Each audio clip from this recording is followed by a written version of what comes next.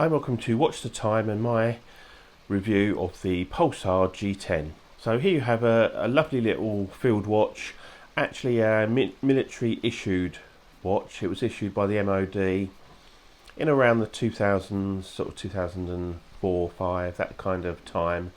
Actually saw active service in Afghanistan amongst others, and was famously worn by Prince Harry. He also wore this to sort of social events as well, so he didn't only wear it whilst serving in Afghanistan. So I figured, if it's good enough for Prince Harry, it's probably good enough for me. I've not been a great lover of field watches since doing this, getting into this hobby, but I have come to appreciate them, and I actually have backed the Kickstarter campaign of the Veya field watch, and it looks very similar to this, although it's a modern interpretation of this kind of watch in that it will be a bit bigger. This is around 36-37mm across, so it's quite a small watch but got quite a big lug to lug length, but very basic, very clear, very legible.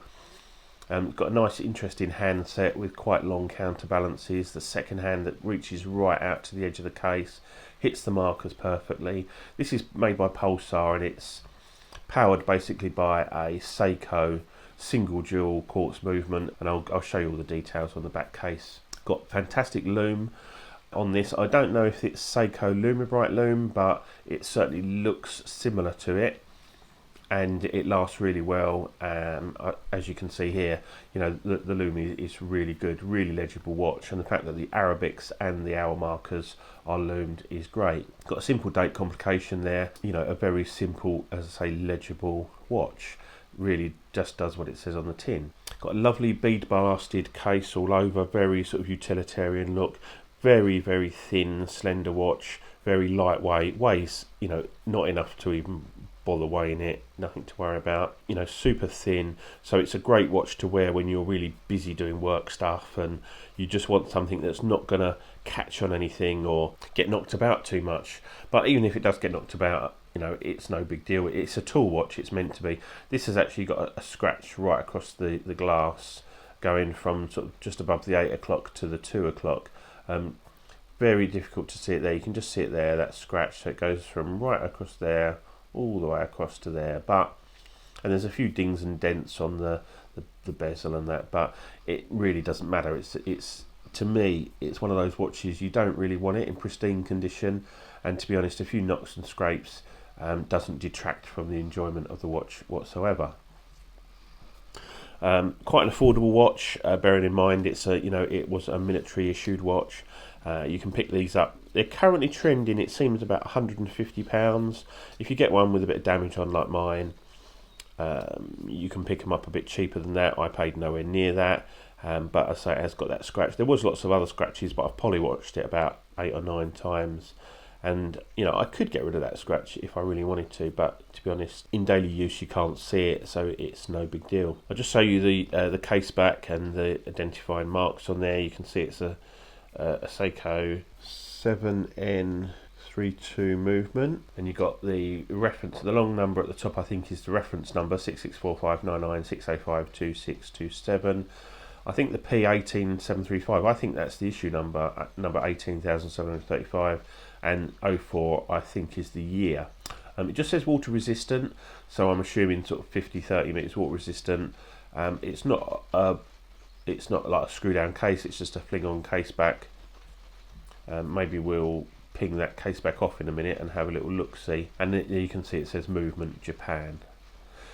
Interestingly, there's no spring bars, so the bars are actually steel and they're part of the case, so it has to be on a NATO, but there's no chance of spring bar failure, so I think that's quite a good thing, and it's just a neat, something a bit different. So what I'll do is, let's see if we can get the case back off first. Right, so that's the case back off. So there's your movement. So nothing fancy, but there is some metal, there is a single jewel in there. Nice and easy battery change. Obviously it's cased in a plastic casing, but certainly nothing fancy. I'm going to clean this and reseat the case. There is a kind of a seal. Looks like some kind of seal on there. I'll give it a good let's have a look at that, what it says there. There you go, Seiko Corporation, China case, KQ. So as I said, it is a, this is, although it's a Pulsar, it is basically a Seiko movement. So I'll just pop that back on for now, and I'll pop it on the wrist. So there it is on my just over 7-inch wrist, just sort of average size wrist. It's I was worried it would be too small, but in actual fact it's not. It doesn't wear too small. It just hugs the wrist beautifully. I've got it paired here with an olive NATO strap. I thought that was the obvious choice. Very military looking, nothing fancy. A reasonable quality, nothing, nothing special. But again, as it's just so lightweight and comfortable to wear, so legible, and that's really what you're looking for in a field watch. It slips under a jumper or a shirt or a jacket really easily. So if you're out and about in all weathers, it's a great watch to just not get in the way, and but do exactly what it says on the tin. And I really like it. I've kind of fallen in love a little bit with this one. It's definitely staying in the collection, and it'll be interesting to see how this compares to my Veya automatic field watch when I get that, because I say they are quite similar, but it's the Veya is almost like a fresh new take on the sort of the field watch that I've got here.